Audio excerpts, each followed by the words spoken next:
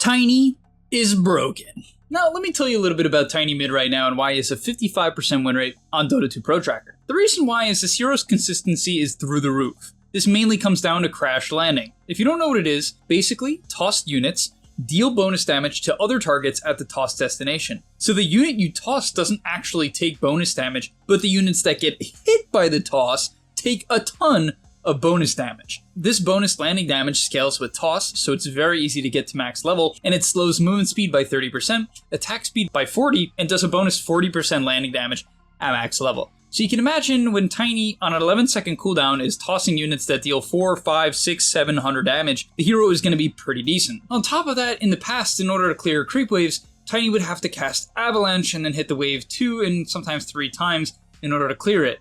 Now, with this crash landing, it's easier than ever. It's typically one toss and one hit, and you clear an entire wave. On top of that, go sign up to the Game League website, guys. I'm posting new content over there almost every day, and I'll see you there. Okay, so to get into the laning stage, we're going to be following Mobe here, who's a very strong Tiny player. And basically, the main thing that he does in the laning stage is very, very simple. You don't put any pressure on the enemy in terms of auto attacks. All of the good Tinies do this. They only use the tree for last hit and denies. That is it. Other than that, you are completely AFK. On top of that, at level 2, you're going to skill toss, and you're going to toss melee creeps at the range creep to secure the creeps. And from there, it's rinse repeat, so I'm not going to cover too much about the laning stage. Basically, do not hit the opponent, strictly use the tree for last hits and denies until much, much later on. And when I mean later on, I mean like minute 5, 6, 7.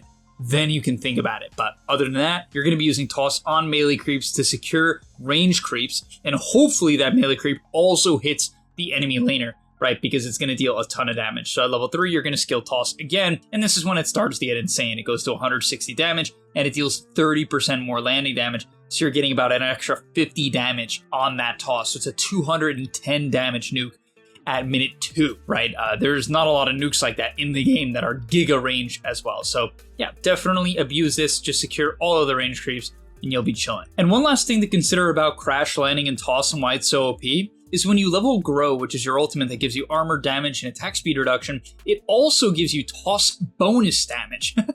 And at max level, level 18, your toss does 400 extra damage, which is going to be amped by 40%, which is nearly an extra, 160 damage? So Grow alone at max level gives you 560 damage on toss if it's crash landing. So yeah, you can imagine why this ability does a decent amount of damage when paired with Akanda, which we're going to get into later on. So in terms of clearing waves against hard heroes, hard matchups like Timber or Leshrac or Shadow Fiend, you'll notice that at some point you can just toss, and look at this creep wave. This is level 3 toss with Grow bonus, and it basically kills the entire thing and does a lot of damage to Timber. And that's why this hero is so reliable. I don't want to say Tiny is like some 1v9 insta solo kill every hero type hero. He doesn't exactly do that, but he's mega reliable. Now, we're going to see him TP into a fight here. Keep in mind, he's got a Mango, he's got a Wand. This hero has severe mana problems. They also nerfed his mana costs in the A patch, both Toss and Avalanche, to try to nerf the hero. It's not really the end of the world, though, I'm not going to lie. It's totally fine. You just need a lot of mana. He's going to go in here, and when you're ganking, you always want to toss a unit at who you're trying to kill. Try not to toss who you're trying to kill. Toss something at them. It's going to slow them and deal a ton of bonus damage. From there, for his items, he's going to buy Phase Boots, he's going to buy Windlace, and he's going to buy a ton of mana regen. When I mean a ton of mana regen, I mean a ton. The average Tiny player after Phase Boots actually buys Soul Ring. That is probably the most common build right now because this hero needs so much mana to function. But in this game, Mobe is going to change it up a little bit. He goes for Phase Boots, Mango, Clarity, he's got a Wand. He's just building all like the other mana regen items. And you might be like, oh, surely you don't need a Soul Ring with Bottle. But you do. You really, really do. Okay, and at level 7, just so you guys see it, a full HP creep wave, like tossed unit plus 1 auto attack kills the wave outside of Flag Bearer, of course, because of the magic resist. But yeah, it nearly one-shots a wave. And this also works on towers, guys. So you can take towers and like poke buildings with this crash landing as well. And from there, it's just kind of basic Tiny. I mean, nothing too much changes. Basically, he's going to go in here, he's going to look to toss the Hoodwink, which I kind of wish he did in the opposite order. He just like instantly tosses the Hoodwink and then avalanches on top of that. And that's the best way to have early game impact, because what a lot of people used to do is they were going to run up avalanche toss, because that's how you get the amped avalanche damage. But now you're maxing toss, and so what's best is you toss a unit on, or hopefully a hero onto another hero, and then you avalanche them both. That tends to be the best execution. And honestly, I just want you guys to see this. Like, So you can see the early game damage. This is no raindrops, so this is just what the damage looks like. The Hoodwink's currently at 700 health. One toss, and she's at 270. Yep, that did like 380 damage. I mean, come on. It's just, he got a Arcane Ring too, so the Hoodwink nearly died to a single toss. Yeah, one toss nearly killed the Hoodwink, and he had to try to get out here, unfortunately. But you'll notice, like, this Witch Doctor, I think he tosses the Timber on a Witch Doctor, and that's with raindrops. Like, what in the world is that? It's just crazy, crazy, crazy. He ends up living here as well. Like, this hero, just mega tanky. 17 armor, crazy movement speed because of the phase windlace. I'm a huge proponent of buying both, not just one. Always buy both, the phase and the windlace. They really synergize well together, and he keeps going too. Like, this hero can just keep going and going and going, finding pickoffs, healing up with the bottle, healing up with the wand, and just making things happen. Okay, so the next thing I want to bring up is the blink timing and kind of how to play the game in the mid game. Now, this is the main thing I want you guys to take out of this video, which is how to play the map from minute 10 to minute, let's say, about 20. Honestly, sometimes even for the remainder of the game. So you'll notice at minute 12 here, he's got his wand, he's got his bottle, he's chilling, he's got his blink, he gets mana booted, which is huge. Always ask for it. The main thing I want you guys to take out of this is that you want to play through mid. So what you do is you toss creeps onto the wave, you're going to explode the wave, and from there you go anywhere. But it's very important that you continuously return to mid and then quickly make moves to the side lane. I don't recommend staying mid necessarily, just kind of push the wave as fast as you can, then look for a gank, and if you don't find anything, that's okay. Just move from here to here, or here to here, and then decide. What a lot of people do wrong is they'll clear mid wave, they'll run, and they'll basically say, oh, I decided I'm going top no matter what. Go top if it looks like there's a kill. Go bottom if it looks like there's a kill. But go halfway up the river. If you see something, keep going. If you don't, return. A lot of people just for some reason feel the need to commit. For instance here, they look for a fight. Nyx walks up the hill, it looks trash, so he walks back mid. And it's easy peasy because you one-shot the wave, and then you can look for your next go. He's going to walk up again. This one obviously looks much, much better. He gets the save on his Pudge there, and finds the kill.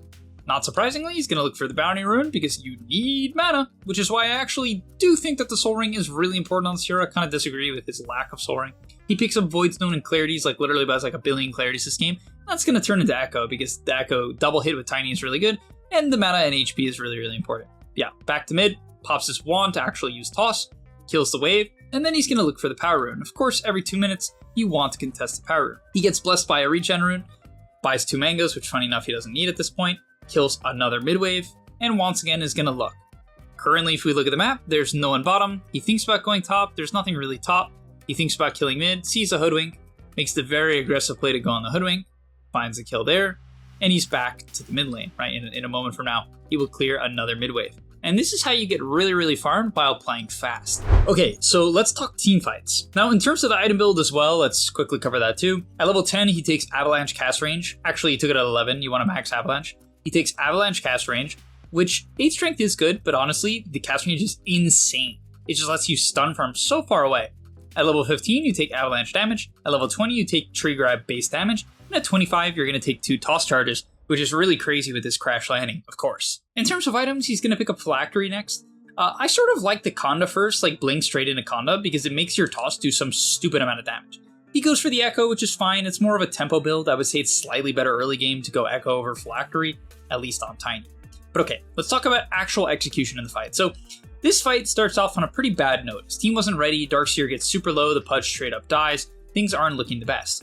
Goes in, and he's going to do a toss play onto the Witch Doctor, and it's going to land on the Sand King, which is not bad. It's really, really good damage. But what I really like here is that he kites out. And this is very important. Tiny, the key to a good Tiny is to go in, and then use your very high HP and movement speed with this item build to kite out. And you're going to rinse repeat, right? So you notice how he's staying on the outside looking for a toss, because, right, you can toss creeps. I don't know, it's just like so funny.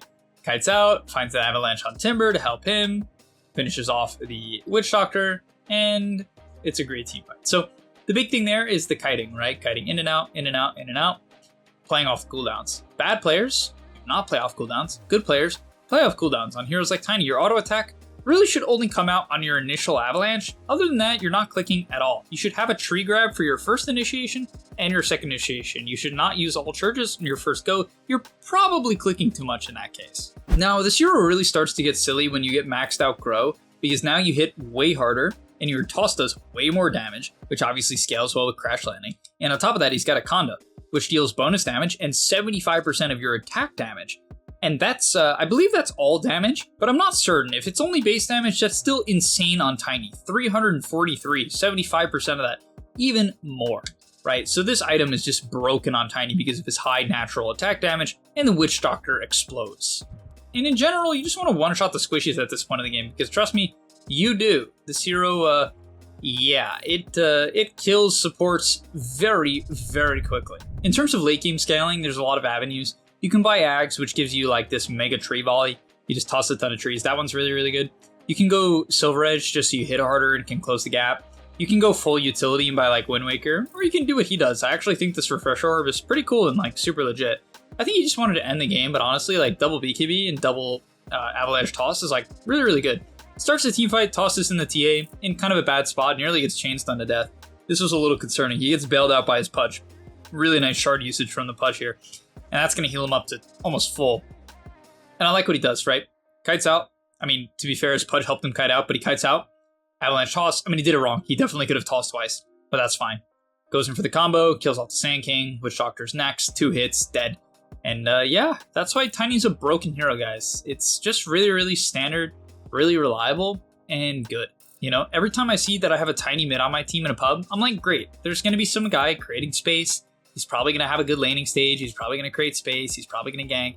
It's just a good hero, you know what I mean? It's just one of those heroes where you're like, I'm glad I have this hero, as long as you know how to play it. Like, people kind of grief on this hero if they don't know what they're doing. It is mechanically slightly difficult, but frankly, it's easier than ever because you just toss things at people. Okay, thank you guys so much for watching. Hopefully you enjoyed. I'll see you in the next one, and I'm out. And that's all, but remember, before you leave, come on, before you tune out, subscribe to the Game Leap website where we are going to help you get to the next rank. If you're stuck, click the link down below, and I'm out. Peace.